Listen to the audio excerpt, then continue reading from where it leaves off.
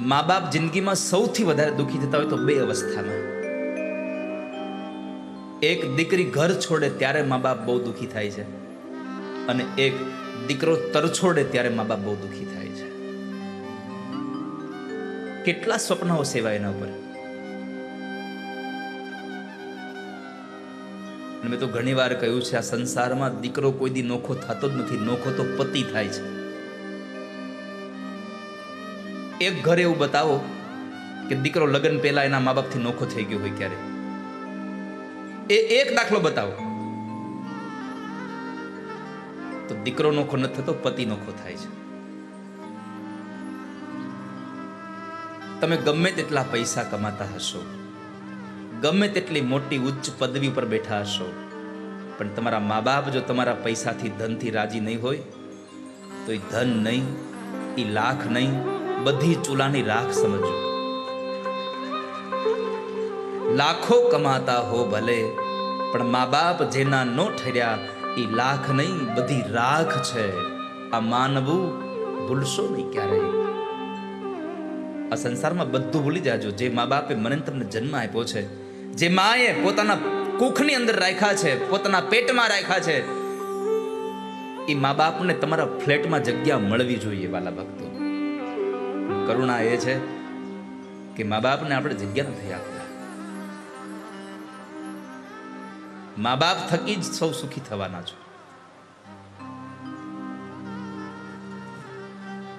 જ્યારે દીકરો માથી નોખો થાય ને ત્યારે માનું હૈયું બહુ પીગળી જાય છે.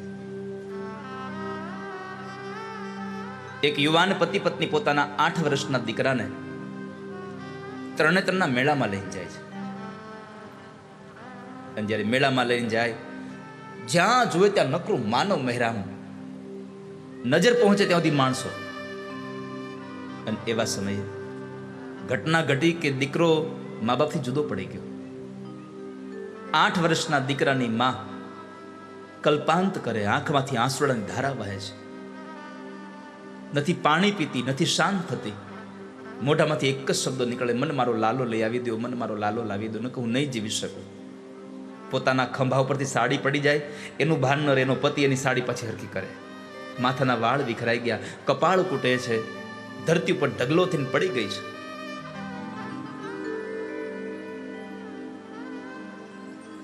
બહુ સાંત્વના એનો પતિ આપે છે, થોડી વાર રાહ જો, હમણાં મળી જશે. પણ આટલા માનવ મહેરામણમાં કેમ રાહ જોવાય? 8 વર્ષના દીકરાના એ વિયોગમાં 5 કલાકમાં માં એટલી ગાંડી ઘેલી થઈ કે હવે જો 1-2 કલાક દીકરો નહીં મળે ને તો કદાચ આ માં કાં તો મરી જશે ને કાં પાગલ થઈ જશે.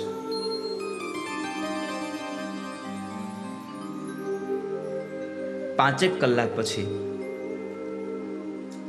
એક બાજુ માં રોવે છે, એક બાજુ વિખૂટો પડેલો દીકરો રોવે છે. જે દીકરો રોતો તો એના મોઢામાંથી એક જ શબ્દ હતા, મને મારી માં પાસે લઈ જાઓ, મને મારી માં પાસે લઈ જાઓ. એક યુવાને એ દીકરાને તેડ્યો ને કીધું, હાલ બેટા તને હું રમકડું આપું. ત્યારે દીકરાએ કીધું કે મને રમકડું નહીં, મને મારી માં જોઈએ છે, મારે મારી માં પાસે જવું છે. એ યુવાન એને શોધતા શોધતા શોધતા આવે છે. 5-6 કલાક પછી દીકરો એને મળે છે. એટલે પતિએ કીધું કે લે તારો લાલો આપણો મળી ગયો, હવે રોવાનું બંધ કર. એટલે એકદમ ઊભી થઈ પોતાના દીકરાને પોતાના પતિના હાથમાંથી લઈ પોતાની છાતીએ લગાડી, કપાળમાં, ગાલો પર, માથામાં ચુંબન કરવા લાગી. અને પૂછે છે, દીકરા ક્યાં વયો ગયો તો તું? લાલા, તારી વગર તારી માં જીવી ન શકે. માં દીકરો બે એકબીજાને બથ ભરી અને જ્યારે રડતા હતા, આ દ્રશ્ય જોઈને હવે પતિ અવળું ફેર અને હવે રોયો છે એ છોકરાનો બાપ. પછી પત્ની ઊભી થઈને કીધું કે હવે શું કામ રોવો છો? હવે તો લાલો મળી ગયો આપણને. સાંભળજો વાલા ભક્તો જવાબ, હું તારી દશા જોઈને રોઉં છું. કેમ? તો કહે છે કે 8 વર્ષનો દીકરો તારાથી 5-7 કલાક નોખો થયો, તું કેટલી ગાંડી ઘેલી થઈ ગઈ. તારી દશા તો જો કેવી થઈ ગઈ, કેટલી દુઃખી, કેટલું રોઈ તું. 8 વર્ષનો દીકરો તારાથી 5-7 કલાક દૂર થયો અને તારી આ દશા થઈ હોય તો મને રોવું એ વાતનું આવે છે કે મારી માએ મને 25 વર્ષનો કર્યો તો આજે 10 વર્ષથી નોખો કર્યો છે. મારી માં કેમ જીવતી હશે મારા વગર? મારો બાપ કેમ રહેતો હશે મારા વગર? આ સંસારમાં પૈસા લઈને નીકળશો ને તો દુનિયા આખી તમે મેળવી શકશો, પણ જે મા બાપે પ્રેમ આપીને તમને જન્મ આપ્યો છે ને મા બાપ પાછા નહીં મળે તમને ક્યારેય. ધન ખર્ચતા મળશે બધું, એક મા બાપ નહીં મળે એટલે પુનિત મહારાજ કહે છે કે પલ પલ ચરણની ચાહના તમે ક્યારે ભૂલશો નહીં વાલા ભક્તો. જિંદગીમાં સુખી થવું હોય તો એક સૂત્ર યાદ રાખજો, મા બાપને કોઈ દી ભેગા રાખતા નહીં. તમારે જીવનમાં સુખી થવું હોય તો તમારી ભેગા મા બાપને ક્યારેય ન રાખશો. જીવનમાં સુખી થવું હોય તો તમે મા બાપ ભેગા રહેતા રહેજો. આ તો દુનિયા એમ કહે છે કે મારા બા બાપુજી મારી ભેગા રહે છે. કઈ તાકાત છે મા બાપ આપણી ભેગા રહી શકે?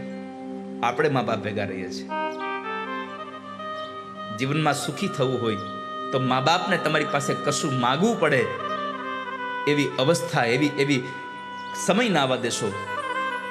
એને માગ્યા પહેલા એના હાથમાં બધું હોવું જોઈએ, તો તમે સુખી થશો. આ કથાઓના માધ્યમથી આ જ સંદેશાઓ દીધા છે કથાએ કે પરિવાર હંમેશના માટે એક રહે, પોતાની નૈતિક ફરજને ચૂકે નહીં માણસ ક્યારે. આજે માં ભવાની ખૂબ રડ્યા. સભામાં આવ્યા છે, યજ્ઞશાળા હતી ત્યાં આવ્યા છે. યજ્ઞશાળામાં આવી દક્ષ પ્રજાપતિનો યજ્ઞ સંપન્ન કરાવ્યો. એ કથા બતાવી.